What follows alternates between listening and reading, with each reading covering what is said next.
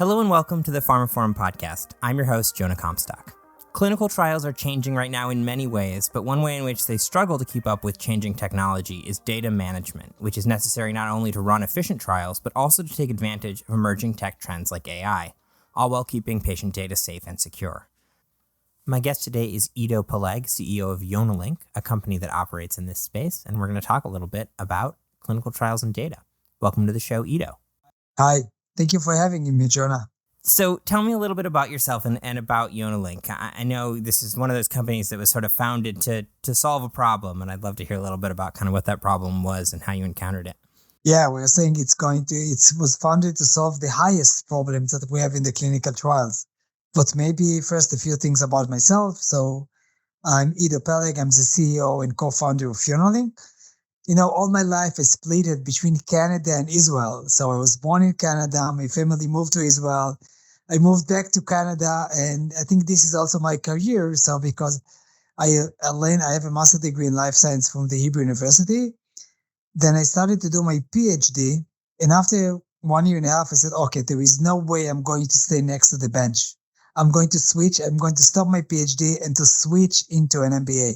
So I said the operations is really my passion, to think how we can execute such things. So then I started to work in the clinical trial industry. But at the beginning, I didn't know anything about the pharma and what is even clinical trials, because you don't learn it in university. You're learning biology, life science. But when I started to work in a company called Gamida Cell as a research assistant, then I saw the people in the next room that what they did, it's clinical trial. So I started to ask him, what do you do in a clinical trial? And since the moment I understood what is clinical trial, I was really engaged into it. I really love it. I think my kids call me like a clinical trial geek. But I think this is great. I'm very proud about it that I'm a clinical trial geek. So what are kind of some of the problems with how clinical trials manage their data now? So there are many problems, but I think the main problem is that we ask ourselves again and again in clinical trial is, how do we collect clinical trial data? Because when we have a study, and maybe we need to say what is clinical trial. So after a pharma or medical device company, or maybe biotech company, after they completed the preclinical studies, meaning in the lab, in vitro or in vivo, now it's a time to test the drug on a real patient. And when you need to test a drug on a real patient, you need to have a lot of different consideration. And usually it's done at the medical center. All the data from the patient is saved in the EHR, in the electronic health record, the EHR. Now you need to transfer the data from the EHR to the clinical trial database. Well, how do you do that? Because there is no connectivity between the EHR and the database. We call the database an EDC, electronic data capture. So you can go to any one of the medical centers in the United States or around the world. You will find dedicated people. Sometimes they call them study coordinators. Sometimes it's a clinical research coordinators. Basically, they sit with two screens and manually copy all the data from one screen to another. Think about a study, phase 3 study, according to the Tufts last publication. In an average oncology phase 3 study, we collect more than 3.6 million data points. The majority of these data points have been captured in the EDC manually. So this is why MSK, Memorial Sloan Kettering, has more than 600 employees dedicated to copy data from one screen to another, which is insane. Guys, we are in 2024. People copying data from one screen to another. So right now, this is the highest problem in the data management of clinical trials. How did we get there? Is it related to like HIPAA and worries about connecting systems too much, or is it a technical problem? I mean, it's just crazy to think that this couldn't have been solved by now. So I think it's when you have such a big problem, and this is the last market that we still copy data from one screen to another. First of all, you can know each one of the president. In the United States, it's easier to know what are their financial status than what is their medical status, because our medical record, it's a highest and most confidential data that we need to protect, more than our financial data. So yes, there were, for many years, there was a very big problem how we can do it in a safe way. But there was also in the market, because for the market to move for the traditional manual work into the data streaming, it was very tough, because people said we want zero risk when we are handling data. Zero. And it's very hard to bring innovation when you want zero risks. Just to kind of touch, I mean, the downsides here seem obvious. You mentioned the size of the workforce that's needed to support this. But also, I imagine that these transcriptions from one screen to another are not error-free, right? It's even more than that. First of all, you're totally right, because the time that it takes from the moment the data is in the EHR until it's captured and verified in the EDC, it's between 6 to 8 weeks. Think about it. It's 2024. This is the time that it takes to get the data from the medical center. But more than that, we know that even after we provide the data to the FDA, to the EMA, to the Japanese authorities, we still have mistakes. Why? No one would accept mistakes in the financial world. Why should we accept that there is a mistakes in the medical world? There is no reason for that. So tell me a little bit about, now we've set the stage. Tell me about the company. How do you guys go about solving this problem? And especially, thinking about eventually solving it at scale. So when I started to work on that, it was when I lived in Toronto in 2017. We said, okay, it doesn't make sense. We need to find a way to stream data. So we said a few things. First of all, we need to find a way to solve it. What I love in clinical trial, this is a multi-center, multinational business. What I'm saying is, when you do clinical trial, you don't do it just in the United States. You don't do it just in Spain or in a specific country, not just in Europe.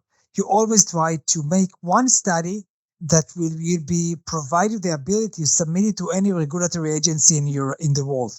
So when we started to think about it, we said we have 3 assumptions. First assumption, we need to be able to integrate with any EHR in the world. Secondly, we need to be able to work independently and not to be in the hand of any other player in the industry that may say, yes, this is a big problem, but let's wait with solving it. So we had to develop end-to-end solution, and we call to this domain EHR to EDC.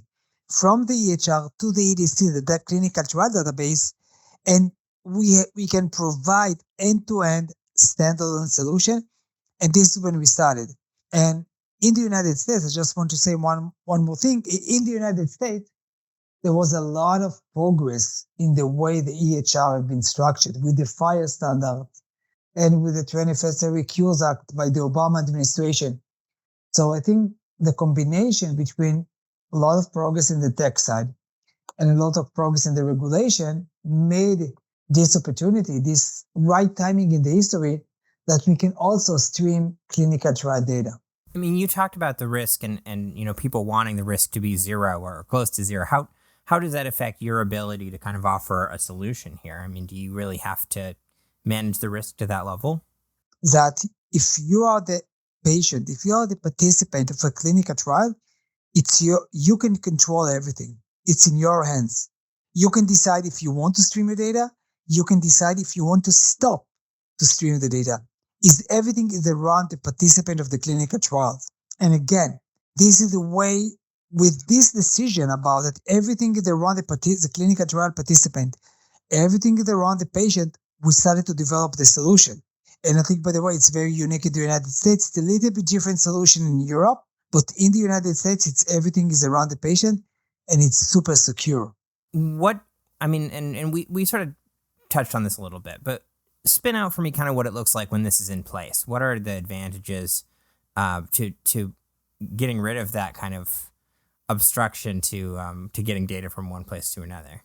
So it's almost 2 different questions. What are the structure and what are the advantages? So let's start with the structure.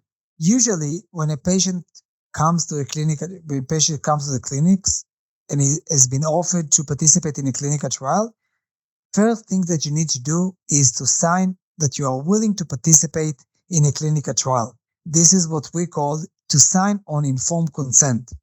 Only after, and in Yonalink case, only after the patient said, I'm willing to participate in the clinical trial and to receive the investigational product, then the site offered them, maybe are you willing to also to stream your data electronically instead that we need to type the data manually into the EDC.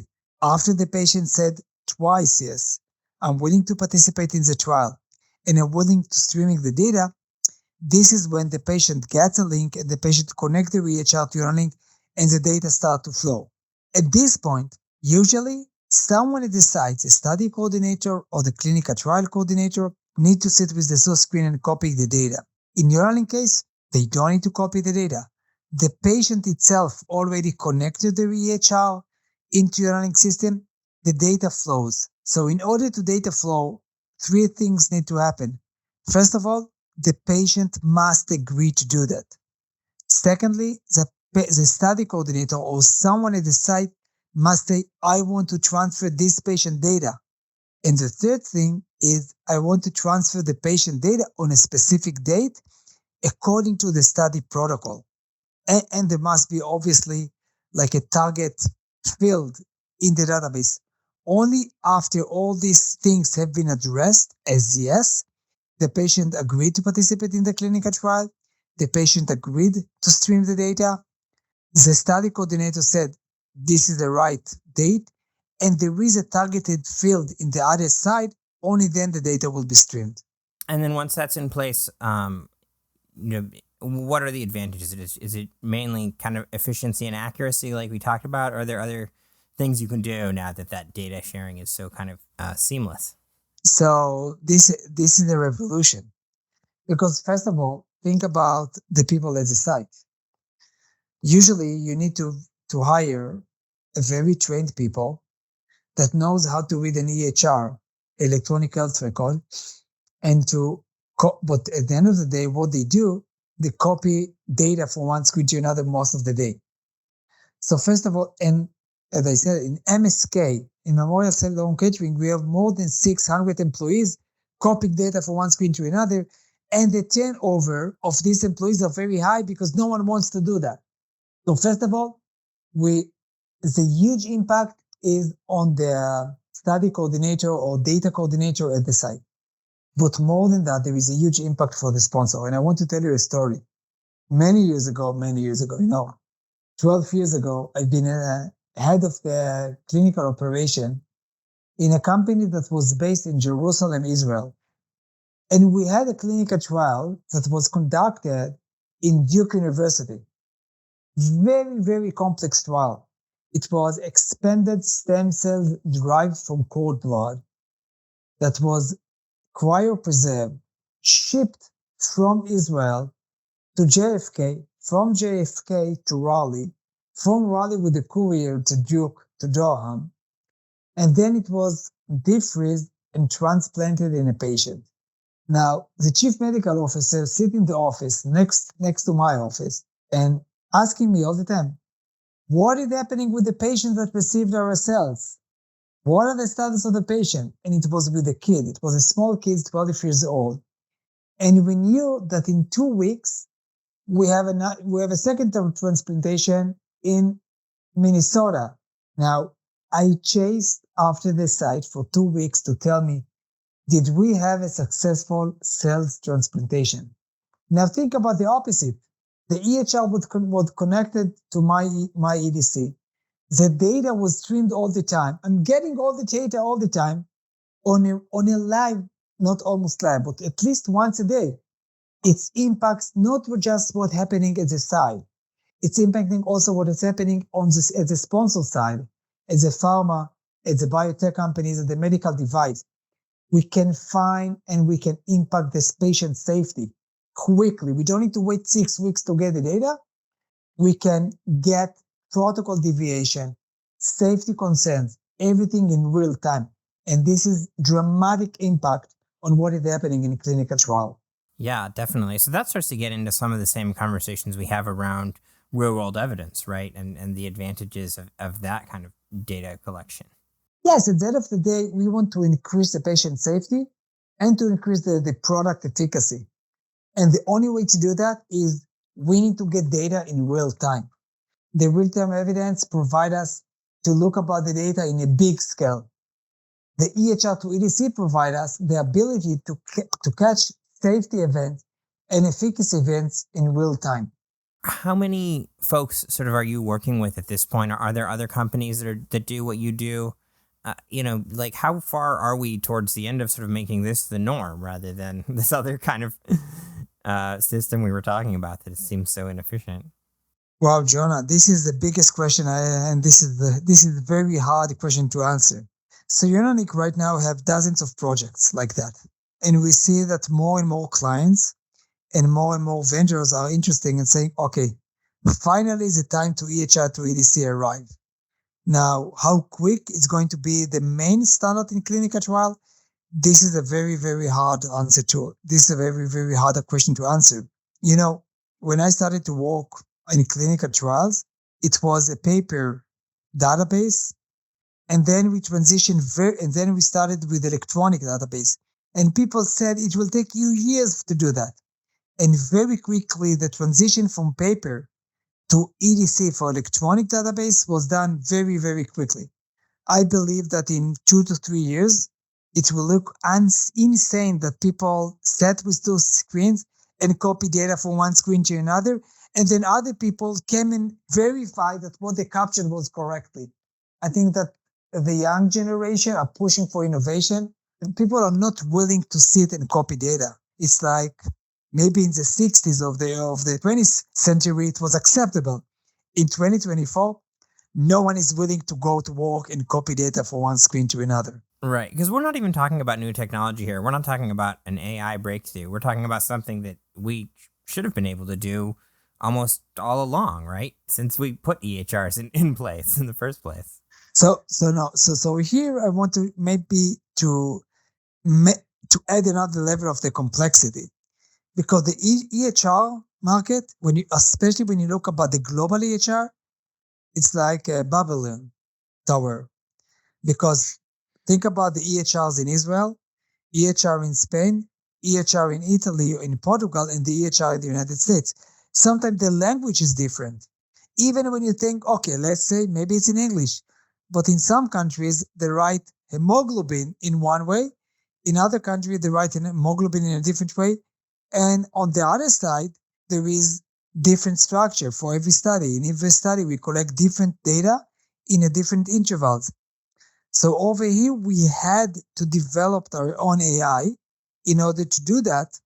But what I do agree with what you said is that now that we have many AI technologies, this is when it's feasible. So it's not just the regulations that we spoke previously. It's also that we have a lot of advanced technologies with AI, with LLM. There is a lot of other things that made this feasible right now. And Yonalink already entered and incorporated this technology in our system. Got it. Yeah, so it's not just one-to-one, this academic medical center's, sending all of its information into this trial, but the trials might have multiple sites. The sites might be in multiple countries, and your system has to also be able to handle all that sort of thing. Interoperability, right? Yeah, we just had just a few days ago, we had a discussion with a huge network in Japan. They know that we're already very strong in Europe and in the United States and in Israel. They said, 1 minute, are you going to keep Japan left behind? Let's see how you can stream data from Japanese medical center. So we told them, okay, let's learn. To be honest, I never thought about Japan because it looks to me to like behind the horizon sometime. And then it was super interesting, and this about my ignorance, that I didn't learn enough about the Japanese EHR. But when we started to have the discussion with them, we said, okay, this is achievable mission. We can, all the time we said, we started with the pilots in Israel. And you said, first of all, let's delete the ocean between the Israeli sites and the American sites. And then we said, let's do it also with the Italian and with the Spanish and with the Portugal sites. And now we said, okay, let's go to the other side. There is no reason that there will be a gap or there will be an ocean between the Japanese site and the American site. All the data should be streamed on the same day, and everything should be available to the sponsor on the same day. And in this way, you can do clinical trial wherever you want. So let's step back a little bit, looking more broadly at sort of how the clinical trials are evolving, especially around data and data management. Are there other trends that you're seeing or other problems that on the horizon that you think we need to be solving for? I mean, just given your position here and your expertise, what else should folks be thinking about? I love this question because sometimes I'm asking my team, I'm telling them, okay, EHR to EDC, so what? Okay, I get it. I get that you solve the EHR to EDC, copying data from one screen to another. Can we solve a bigger problem? Can be part of a bigger problem? At the end of the day, in the United States, and by the way, it's almost the same all over the world, 95% of the Americans do not have access for investigational product because it's done only in the big institution. So basically, clinical trials as a treatment option, it's not an option. But when I can do electronic wiring, and if I can send money to anywhere in the world, I can buy stuff from a small village in India or in China, and I can do business wherever I want. So if I can stream data from the EHR, even from a small clinic in Montana, so maybe they can participate in the clinical trial as well. Maybe in order to get an investigational product, I don't need to leave my house and go to 8 months and live next to the big institution. And this is what you ask about the big picture. So during the COVID, there have been a lot of companies developed and been established based on get the treatment care without getting to the medical center. So I think this is where we need to be. We need to take the 25% of the population, of the American population and their population in the world, and give them the option to participate in clinical trials, even though they do not live in the big cities. I think this is where we need to be. And this is a patient-centric approach. Yeah, definitely. I mean, I hear that a lot about clinical trials, both because for a bunch of reasons, right? One is that for the benefit of the trials themselves, you want them to have a wider variety of patients in them. I mean, there's biases built into only having access to these academic medical center populations, but also, as you say, the opportunity to be in a clinical trial is itself healthcare, right? I mean, that these are the newest innovative treatments. It would be good for access to them to be equitable. And this is like a win-win situation. The win situation for the pharma, which is super important because they pay for the clinical trial, and we need to be very honest about it, is because they want to enroll as fast as they can. Right now, they have the population or the options of patients are mainly for the big institution. And only 5% of the population. Let's unlock the initial 25% of the population. The pharma will be able to complete the recruitment of participants, of patients to the clinical trial faster. From the other end, patients that want to get free investigational product can get it regardless of the economic situation, regardless of where they live. And we will have more patients can get investigational product, more product can be brought to market quicker. And this is like a win-win situation. Everyone win. Awesome. We're coming up towards the end of our time. Is there anything else you want to talk about? We have some time if we need it. Yeah, so I think all the time we need to ask ourselves, okay, what is the next step? Okay, guys, we can stream data. Everyone knows that we will, at some point, people will stop copying data from one screen to another. What is the next big thing that we need to solve? And I think when we speak about innovation, especially in clinical trial, because at the end of the day, we are in the business of saving life, and efficiency saves life. The question that we need to ask ourselves all the time, what is the next big mission that we need to solve? And there is a lot of things. We spoke about what's happening in countries that do not have electronic health record. How can we bring electronic health record to these places? How we can bring clinical trials out to these countries, out to these areas? How we can make innovation arrives to any individual in the world. And I think this is going to be the biggest mission. And I truly believe that, internet a few years ago, you said, okay, it's just in the big cities. And then it was also in the small cities. And then it was in the rural areas. And now you can find villages that they don't have clean water, but they have internet connection. So, and the reason I'm saying it, that I truly believe that technology is the key to solve one much bigger problem. Yeah, absolutely. Well, that's a great note to end on. Thank you so much, Iddo. I really appreciate your time today, and it's very cool what you're doing. So I hope folks who didn't know about this have learned something and will check you guys out. Okay, thank you very much, Jonah. I'm always very happy to speak about clinical trial, and more than that, happy to speak about innovation. That concludes this episode of the pharmaphorum podcast. You can find more information about this episode, including a download link and information about other installments in the series at pharmaphorum.com/podcast. The pharmaphorum podcast is also available on iTunes, Spotify, Acast, Stitcher, and Podme, where you can find and subscribe by searching for pharmaphorum. And don't forget to visit our website, where you can sign up for daily news and analysis bulletins, and to follow us on Twitter at pharmaphorum. Thanks for listening.